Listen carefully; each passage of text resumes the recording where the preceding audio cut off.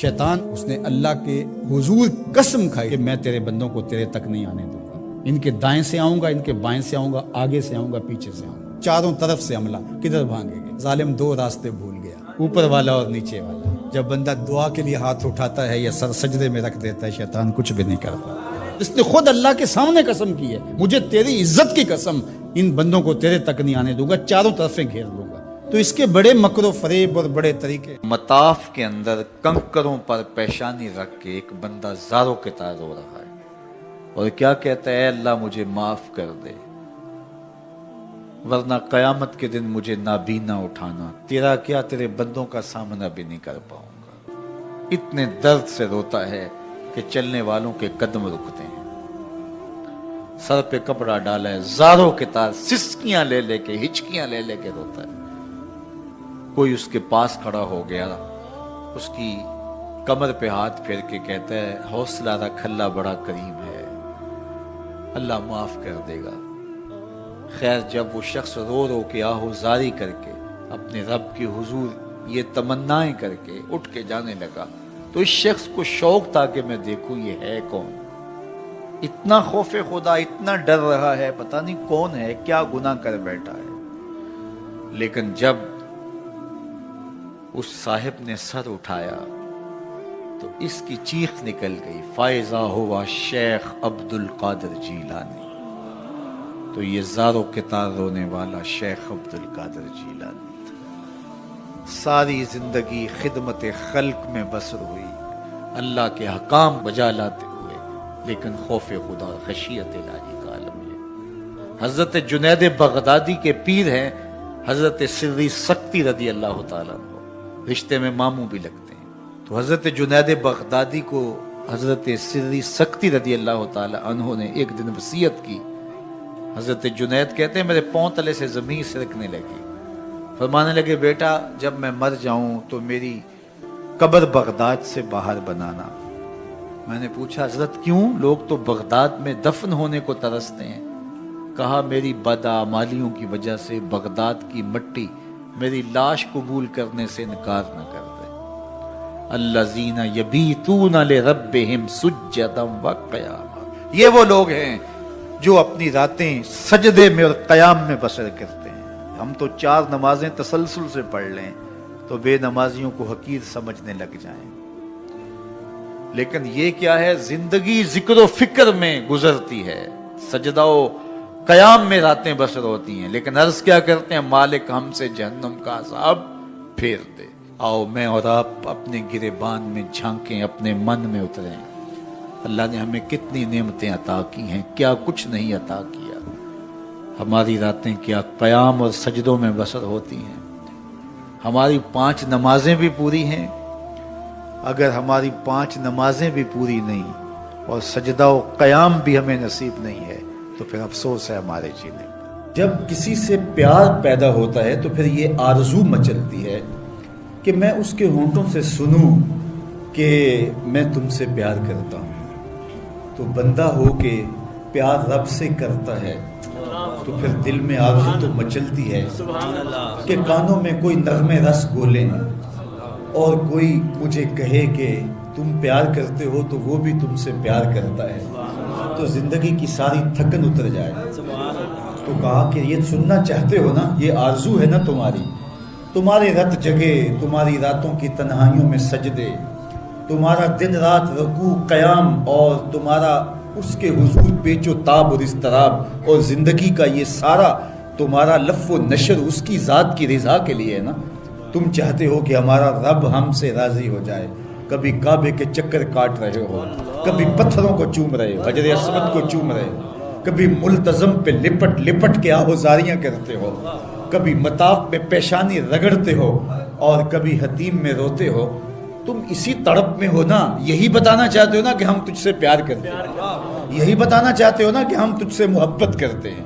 کبھی سحری کے وقت مصلی بچھاتے ہو، تمہارے آنسو مصلی میں جذب ہوتے ہیں اور مصلی بھیگ جاتا تمہارے آنسوؤں سے، کوئی دیکھ نہیں رہا ہوتا، لیکن تمہارے دل سے یہ ہوک اٹھتی ہے جس کے لیے یہ آنسو جذب ہو رہے ہیں وہ تو دیکھ رہے نا، تمہیں یقین ہوتا ہے، لیکن محبت میں عجب تکرار کی خو ہے، کہو نا کہ مجھے تم سے محبت ہے، تو پھر یہ خو جو طبع کے اندر ہے، بندہ سننا چاہتا ہے، وہ بےتابیاں اسے تنگ کرنے لگ جاتی ہیں، اس کے اندر اداسیاں پیدا ہوتی ہیں کہ یار میں تو اس سے پیار کرتا ہوں، میں تو اس سے محبت کرتا ہوں، وہ بھی کرتا ہوگا، یہ تو یقیناً اس نے مجھے توفیق سجدہ نصیب ہی تب کی ہے، لیکن میں بھی تو سننا چاہتا ہوں کہ وہ مجھ سے پیار کرتا ہے، میرے سجدوں کا مل ڈالا اس نے، اگر میں گلی گلی کی خاک چھانی اور نگر نگر گھوم کے اس کے حرم کے چکر کاٹے اور دیوانہ وار گھوما تو وہ بھی تو کہے مجھے تیرے چکر عاشق زار نظر آ رہے ہیں اور میں تجھے پسند کرتا ہوں، تو چکر کاٹ رہا ہے، میرے حرم کا طواف کر رہا ہے، میں تیرے اوپر رحمت نچھاور کر رہا ہوں، تو سننا چاہتا ہے بندہ کہ وہ بھی کہے کہ ہاں تیری محبت قبول ہوئی، تیری محبت مراد کو پہنچی۔ تو آواز آئی تم یہ چاہتے ہو نا کہ وہ بھی تم سے محبت کا اظہار کرے اور اعلان کرے اور اس کی محبت کا تمہیں یقین تو ہے لیکن وہ مزید جو ہے وہ اذعان و یقین کے سانچے میں ڈھل جائے، تو کہا کہ یہ اگر تم چاہتے ہو تو تم ایک طریقہ بتاتا ہوں، تم محبت کا جواب چاہتے ہو، تم ان سجدوں کا جواب چاہتے ہو، تم طواف اور ان چکروں کا جواب چاہتے ہو، تو تمہیں بتاتا ہوں میرے رسول کی چوکھٹ پہ آؤ اور ان کی اتباع کرو، ان کی اتباع کرو۔ تم نکلے تو محبت کرنے تھے، تم عاشق زار بنے تھے، لیکن یحببکم اللہ، وہ خدا ہو کہ تم سے محبت کرے گا۔ اچھا، یہاں میں ایک اور جملہ کہنا چاہوں گا اور وہ یہ کہ یہاں ذکر کیا گیا حضور کی اتباع کا، تو اتباع سے قبل بھی محبت، اتباع کے بعد بھی محبت۔ قل ان کنتم تحبون اللہ فاتبعونی یحببکم اللہ، یعنی اتباع سے پہلے بھی محبت، اتباع کے بعد بھی محبت۔ تو کوئی اتباع لالچ میں بھی ہوتی ہے، کسی غرض میں بھی ہوتی ہے کہ میں اس کی بات مانوں تو مجھے یہ ملے گا، لیکن کہا کہ تم نے میرے رسول کی اتباع ایسی کرنی جس کے آگے بھی محبت ہو، جس کے پیچھے بھی محبت۔ جب تم محبت کے دائرے میں رہ کے اتباع اور فرما برداری اور انقیاد اور اطاعت کے زمرے میں آ جاؤ گے تو پھر تم تو نکلے تھے رب سے پیار کرنے کے لیے، لیکن وہ رب ہو کے خود کہتا ہے میں اب تم سے پیار کرتا ہوں، اور درمیان میں اتباع میرے حضور کی آئی۔ یہ مائک جس کمپنی نے بنایا ہے، جب ہم مارکیٹ سے خرید کے لائے تھے تو اس کے ساتھ ایک چھوٹی سی بک بھی آئی تھی جس میں یہ بتایا گیا تھا کہ اس کو ہم نے استعمال کیسے کرنا ہے، خرابی کی صورت میں اس کی اصلاح کیسے ہوگی، اور اگر اس کے مطابق ہم اس کو استعمال کریں، جس طرح کی بیٹری اس کے اندر آنی چاہیے تو وہ ڈالیں گے تو دیر تک اس کے فوائد اور ثمرات حاصل کرتے رہیں گے۔ لیکن اگر ہم اس کتاب کو جو اس کے ساتھ ہمیں ملی تھی، جس کمپنی نے اسے بنایا ہے، تو اس کا طریقہ استعمال ساتھ بتایا ہے، اس کتاب کو پھاڑ کے پھینک دیں گے یا اس کو لپیٹ کے کہیں اونچی جگہ پہ رکھ دیں گے اور اس کو اپنی مرضی سے چلانا چاہیں گے تو پھر اپنی مرضی سے ہم اس سے فائدہ حاصل نہیں کر پائیں گے۔ تھوڑا وقت فائدہ حاصل ہوگا لیکن نتیجہ کچھ بھی نہیں ہوگا۔ تو جو کمپنی کوئی چیز تیار کرتی ہے تو اس کا طریقہ استعمال بھی ساتھ چھوٹی سی بک کی صورت کے اندر آپ کو دیتی ہے۔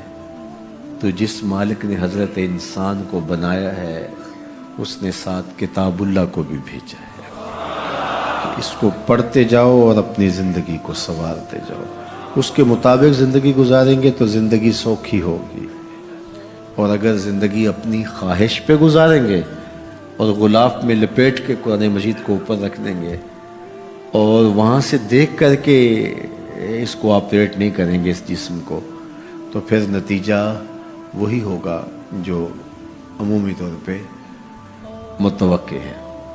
تو اس لیے التمسک بکتاب اللہ، اللہ کے بتائے ہوئے طریقہ حیات کے مطابق زندگی گزارنا ہو تو قرآن مجید کے بغیر ایک قدم بھی نہیں چلا جا سکتا۔ گر تو می خواہی مسلمان زیستن، نیست ممکن جز با قرآن زیستن، اگر تو مسلمان بن کے جینا چاہتا ہے تو قرآن مجید کے بغیر ایک قدم بھی نہیں چل سکتا۔ تو اس کتاب کے ساتھ تمسک اختیار کرنے کی تلقین کی۔ اللہ کے محبوب نے ارشاد فرمایا کہ میں تمہارے اندر دو بھاری چیزیں چھوڑ کے جا رہا ہوں، ان کو مضبوطی سے تھام لوگے تو کبھی گمراہ نہیں ہوگے۔ اولہما کتاب اللہ، ان میں سے پہلی چیز اللہ کی کتاب ہے، فیہ الہدی والنور فخذوا بکتاب اللہ واستمسکوا بہ، اس میں ہدایت ہے، روشنی ہے، اس کو مضبوطی سے پکڑ لو، اچھی طرح سے تھام لو، تم گمراہ نہیں ہوگے۔ یار جو شخص نابینا ہے اسے کیا پتا کہ یہ پھولوں کی بہاریں کیا ہوتی، جو پیدائشی نابینا ہے اسے کیا پتا ہے کہ آسمان پر بزم کواکب کے رنگ کیا ہیں، اسے تتلی کے پروں میں قدرت کی سنائی کا کیا اندازہ ہو سکتا ہے، اسے مور کے پروں میں رنگوں کی مینا کاری کا کیا اندازہ ہو سکتا ہے، اسے پھوٹتے جھرنوں، بہتی ندیوں اور کوسے قضا کی رنگینی اور دھنک کی شوخیوں کا لطف کیسے نصیب ہو سکتا ہے، اس کو کیا پتا حسن کیا ہوتا ہے، اس کو کیا پتا جمال کیا ہوتا ہے۔ اسی طرح جس کے دل کی آنکھ اندھی ہے اسے کیا پتا ہے کہ جمال خدا کیا ہوتا ہے، اسے کیا پتا ہے کہ سجدے کی لذت کیا ہوتی ہے، اسے کیا پتا ہے رکوع اور قیام کا مزہ کیا ہوتا ہے، اسے کیا پتا ہے کہ روزے کا سرور کیا ہوتا ہے۔ تو اگر ہم اپنے دل کے میل اتاریں گے تو دل کی آنکھیں کھلیں گی تو پھر زندگی کا لطف آنا شروع ہوگا، پھر پتہ چلے گا اسلام کیا ہے، پھر پتہ چلے گا دین کیا ہے۔ اللہ اکبر۔ اسی لیے قرآن نے کہا من کان فی ہذہ اعمی فہو فی الآخرۃ اعمی واضل سبیلا، جو دنیا میں اندھا رہا کل قیامت کے دن بھی نابینا اٹھایا جائے۔ اس سے ان آنکھوں کی بے نوری مراد نہیں ہے، دل کی بے نوری مراد ہے۔ اقبال نے کہا تھا دل بینا بھی کر طلب خدا سے، کہ آنکھ کا نور دل کا نور نہیں، آنکھ کا نور اور ہے، دل کا نور اور ہے۔ تو جس طرح آنکھ بے نور ہو جائے، آنکھ پر دھند، جالا، ککرے اور سفید اور کالا موتیا اتر آئے، تو ہم سب کچھ بیچ کر کے بھی آنکھوں کا نور خریدنے کی کوشش کرتے ہیں۔ تو یار کبھی اجڑے ہوئے دل کا بھی تو علاج کرواؤ۔ علاج تمہارے گھر میں پڑا ہے، راتوں کی تنہائیوں میں اٹھ کے قرآن پڑھو اور ساتھ رویا کرو، دیکھنا دل کے میل اترنے شروع ہو جائیں گے، اور دل کے پردے سے وہ غلاستیں جب اتریں گی تو پھر پتہ چلے گا کہ دل جمال یار کیسے دیکھتا ہے، دل کی دنیا کیا ہے۔ وچے بھیڑے وچے جھیڑے وچے ونج مہانے ہو، 14 طبق دلے دے اندر تمبو وانگو تانے ہو، پھر پتہ چلے گا یہ دل دنیا کیا ہے۔ پھر اس کی تڑپ، اس کی بے چینی، اس کا اضطراب زندگی کا حاصل بن جائے گا۔ پھر زندگی کی بے چینیاں، دل کی بے چینی اور دل کا محبوب کی یاد میں تڑپنا تمہیں سرور دے گا۔ پھر تم ایک ایک عضو میں دل مانگو گے، وہ مزہ دیا تڑپ نے میری آرزو ہے یا رب، وہ مزہ دیا تڑپ نے میری آرزو ہے یا رب، میرے دونوں پہلوؤں میں دل بے قرار ہوتا۔ پھر سمجھ آئے گی کہ یہ دل کتنی قیمتی شے ہے۔ اللہ نے بدن میں آنکھیں بھی دو رکھی ہیں، کان بھی دو رکھے ہیں، ہاتھ اور پاؤں بھی دو رکھے ہیں، لیکن دل ایک ہی رکھا ہے، اور دل عرش اللہ ہے، اللہ کا عرش ہے۔ پھر پتہ چلے گا۔ تو آئیے دل سے زنگ اتاریں، میل اتاریں، دل مصفا ہو، دل خوبصورت بن جائے، پھر دل کی کشکول پھیلا کے پھر عرض کریں ہر تمنا دل سے رخصت ہو گئی، اب تو آجا، اب تو خلوت ہو گئی۔ لیکن یہ میل کچیل سے ہٹا ہوا ہوگا تو گندی جگہوں پہ محبوب تو نہیں آتے ہیں۔ تو حسد، حقد، کینے، بغض، نفرتیں یہ ہم پالے رکھتے ہیں، اپنی زندگی کو ہم نے خود بوجھل بنایا ہوا ہے۔ میاں حسد کرنے سے محسود کا کیا ہوگا؟ ہم اپنے آپ کو تلخی میں مبتلا کیے ہوئے ہیں۔ بغض رکھنے سے مبغوض کا کیا ہوگا؟ ہم اپنے آپ کو بوجھ میں مبتلا کیے ہوئے۔ تو اپنے دل سے یہ سارے بوجھ اتار کر کے جب دل کو مصفا اور مزکا کریں گے تو پھر دیکھیے کہ دل کے آئینے میں کیسے جمال یار دکھائی دیتا ہے۔ تو اس دل کی اصلاح ہوگی کثرت کے ساتھ قرآن مجید کی تلاوت کرنے سے۔ تو راتوں کی تنہائیوں میں اٹھ کے قرآن پڑھو، دیکھنا کہ کیسے دل کے زنگ اترتے ہیں۔ بعض لوگ بڑی عجیب خبر سناتے ہیں، میاں تمہیں کیسے پتا؟ وہ کہتا ہے میں رات اچانک نیند نہیں آ رہی تھی تو ایک چینل کھولا تو اس میں یہ خبر چل رہی تھی، تو میں نے کہا تجھے نیند نہیں آ رہی تھی، تو نے چینل کھولا، کاش تو قرآن کھول کے بیٹھ جاتا، تجھے وہ دکھائی دیتا کہ تیرا اندر تیرا باہر روشن ہو جاتا۔ تو راتوں کی تنہائیوں میں اٹھ کے قرآن مجید پڑھنے کا مزاج پیدا کریں، اپنی صبح کا آغاز قرآن مجید کی تلاوت سے کریں، اپنے دن کو سمیٹیں، سونے کی تیاری کریں، سورہ ملک سے اپنے معاملات کو سمیٹیں۔ یہ چند دن کر کے دیکھ لیں۔ اور اگر آپ کو معاشی مسائل ہیں، مشکلات ہیں، تو سورہ واقعہ اس کے لیے اکسیر ہے۔ صرف 3 رکوع ہیں، اتنی اکسیر کہ جس کی زندگی میں سورہ واقعہ آ گئی وہ مشکلات میں مبتلا نہیں ہوتا، اللہ اس کے لیے رزق کے دروازے کھول دے۔ مدینے کی گلی سے میرے حضور کا گزر ہوا، ایک ایسا مکان بن رہا تھا جس طرز کے مکان کو حضور پسند نہیں کرتے، تو پوچھا یہ کس کا مکان ہے؟ کہا فلاں انصاری کا۔ حضور گزر گئے، کسی نے اس کو جا کے بتایا حضور تیری گلی سے گزرے تھے، تیرے مکان کو دیکھا، شاید حضور کو پسند نہیں آیا۔ چہرہ بتا رہا تھا حضور کا کہ تیرا مکان اچھا نہیں لگا۔ انہوں نے کدال لیا اور مکان زمین کے برابر کر دیا۔ چند دن کے بعد حضور کا پھر گزر ہوا تو دیکھا کہ مٹی کا ڈھیر پڑا ہوا ہے، ملبہ پڑا ہوا ہے۔ کہا اس شخص کو بلاؤ، بلایا گیا، کہا میں گزرا تھا، تیرا مکان بن رہا تھا، اب مٹی کا ڈھیر پڑا ہے۔ حضور میں نے گرا دیا۔ فرمایا کیوں؟ عرض کی سنا تھا آپ کو پسند نہیں، سنا تھا آپ کو پسند نہیں۔ میں اور آپ اپنے اندر اترے اور دیکھیں ہمارا کیا کیا حضور کو پسند۔ محمد دی زیارت محمد دے رنگ وچ اے ٹھگ بازیاں جانے پیارا محمد صلی اللہ علیہ وسلم۔ جب ان کے ہوئے تو پھر اپنی خواہش رہی کہاں؟ اپنی رضا کو محبوب کی رضا میں فنا کر دینے کا نام ہی تو محبت ہے۔ تیرے ہندیاں سندیاں محبوبہ میں کافر ہواں جے میں ہواں، اپنی نفی کرنے کا نام ہی تو محبت ہے۔ لیکن میں اپنی خواہشات کا پتلا ہوں اور عاشق رسول بھی ہوں، کیسی عجیب کہانی ہے۔ میں اپنی آرزوؤں کا بندہ بھی ہوں اور عاشق رسول ہوں، کیسی عجیب کہانی ہے۔ جب ان کے ہو گئے پھر اپنا کچھ نہ رہا۔ محبوب کی رضا میں اپنے آپ کو گم کرنے کا نام محبت ہے۔ جب ان کے ہوئے تو پھر زندگی کا جمال، زندگی کا نور نصیب ہوا، زندگی کی حقیقتیں ہاتھ آ گئی۔ میں عاشق رسول کہلاتا ہوں، حج اور عمرے بھی کرتا ہوں۔ میں 1.25 لاکھ مرتبہ جو ہے وہ ہر ہفتے میں درود بھی پڑھتا ہوں۔ میں محفل میلاد کرواتا ہوں، پوری دنیا کے نعت خواں جمع کرتا ہوں، لیکن حضور کی سنت چہرے پہ سجانے کی توفیق نہیں ہے۔ مجھے حضور علیہ الصلوۃ والسلام کے بتائے ہوئے طریقے کو اختیار کرنے کی ضرورت نہیں ہے۔ صاحب سوچیں کہیں آپ اپنے آپ سے دھوکہ تو نہیں کر رہے؟ ان سے تو نہیں کیا جا سکتا۔ ان سے دھوکہ کون کرے؟ وہ تو جانتے ہیں کون کہاں کھڑا ہے۔ میرے حضور بولے یاری لا تو پاک نبی سنگ اے پر پوری یاری، یاری لا تو پاک نبی سنگ اے پر پوری یاری، پھر درود قبول ہے تیرا لکھ نہ لو ایک بار۔ پھر نہ لاکھ مرتبہ پڑھنا، ایک بار ہی پڑھ لینا وہ بھی قبول ہے۔ اشہد بلال عند اللہ اشہد، پھر بلال کا اشہد بھی قبول ہے۔ وہ چہرہ اور چہرے کا دل نہیں دیکھتے، بندے کا دل دیکھتے ہیں۔ تو جب تم اپنے باطن کو حضور کے نام پہ لگاؤ گے تو پھر ایک ایک عمل ان کی سنت کی اتباع میں۔ یہ صوفی کی علامات ہیں۔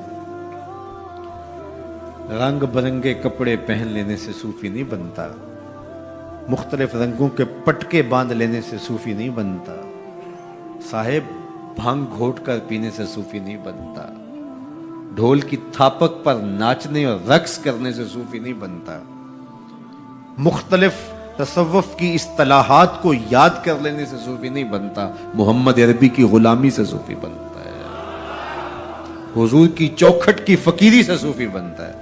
طائف کے بازاروں میں لوگوں نے پتھر تک مارے، نالین خون سے زخمی ہو گئے، اور ادھر سے حکم بھی آتا ہے محبوب بولو تو صحیح۔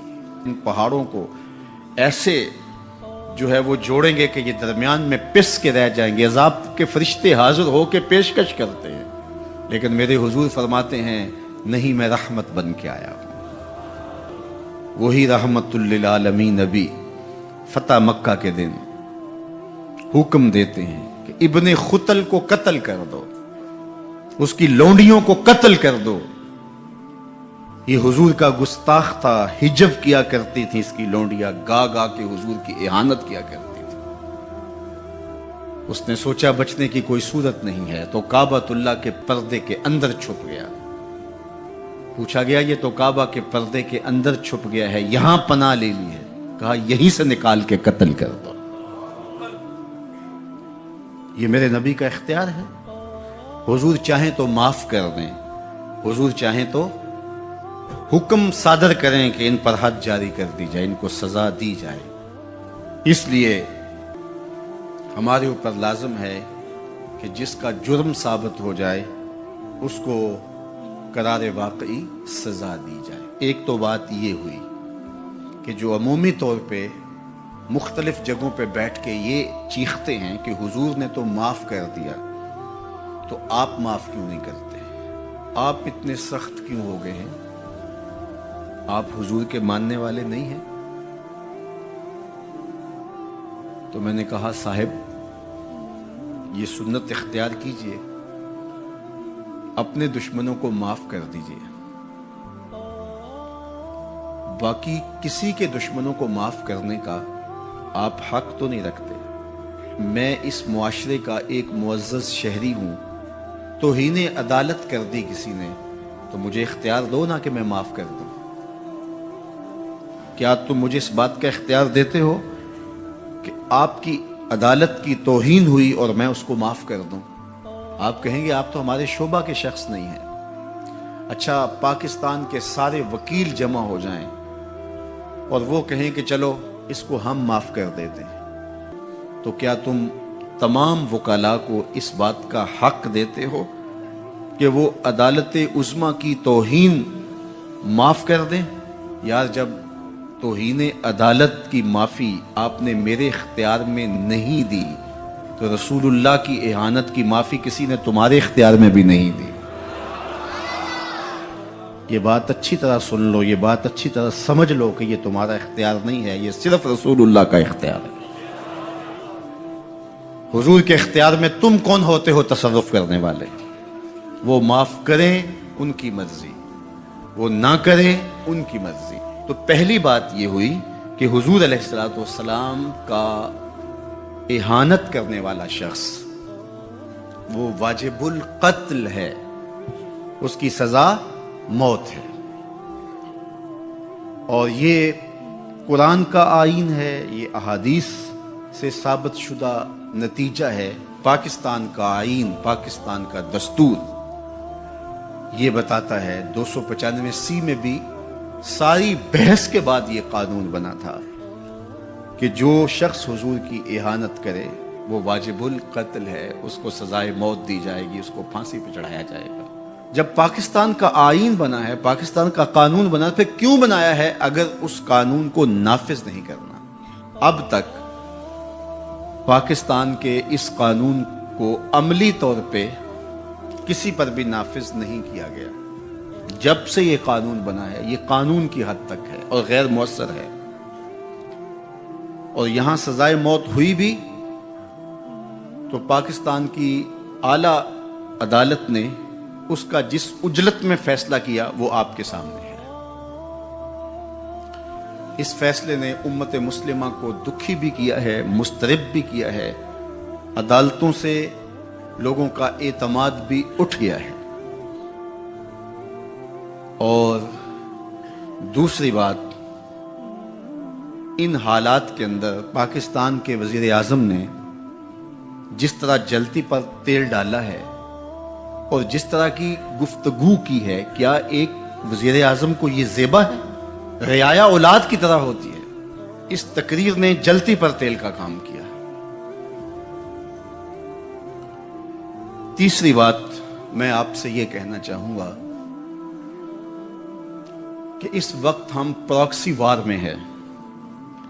ہمارا دشمن ہمارے وجود کو برداشت نہیں کرتا. ہم ایٹمی قوت ہیں اور وہ ہمیں صفحہ ہستی سے مٹانا چاہتا ہے. پاکستان کے اندر یہ جو آئین 295C ہے, مغرب کو ایک آنکھ نہیں بھاتا اور وہ چاہتے ہیں کہ یہ قانون غیر مؤثر تو ہے ہی ہے, یہ قانون ختم بھی ہو جائے. اور ایک تیر سے وہ کئی شکار کرنا چاہتے ہیں کہ قانون بھی توڑ دیا جائے اور یہ وطن بھی توڑ دیا جائے. لیکن ہمیں سوچنا ہے حضور سے ہمارا رشتہ لازوال ہے اور یہ ملک بھی اپنا ہے. اس لیے احتجاج ہمارا جمہوری اور آئینی حق ہے، اور اس کو ہم جس انداز میں بہتر سمجھتے ہیں احتجاج ریکارڈ کروانا چاہیے۔ کسی نے بیان دے دیا، کسی نے تحریر لکھ دی، کسی نے کالم لکھا، کسی نے میڈیا پہ آ کے اپنے جذبات کا اظہار کیا، کسی نے اداروں کو پیغام دیا، کسی نے احتجاجی مظاہرہ کر کے جلوس نکال کر کے اعلان کیا، کسی نے دکان بند کر کے اس بات کا اعلان کیا کہ ہم تمہارے اس فیصلے کو قبول نہیں کرتے۔ تو یہ ہمارا آئینی جمہوری دستوری حق ہے کہ ہم اپنے جذبات کا اظہار کریں، لیکن ہمیں اس موقع پہ گہری نظر رکھنا پڑے گی کہ دشمن اس سے فائدہ حاصل نہ کرے۔ اپنے لوگوں کو مرتب اور منظم رکھا جائے۔ جذبات کے اس ماحول کے اندر بھی ہم اپنی گفتگو کو پورے غور و فکر کے ساتھ تول کے بولنے کا مزاج بنائیں، تاکہ ملک کے اندر کوئی ایسی صورتحال پیدا نہ ہو۔ اللہ میرے وطن کی حفاظت کرے اور ہم سب کو حضور علیہ الصلوۃ والسلام کے ساتھ لازوال محبتوں کا جو رشتہ ہے اس کو نبھانے کی توفیق دے، حضور کے سامنے حشر کے دن ہم شرمندہ نہ ہوں۔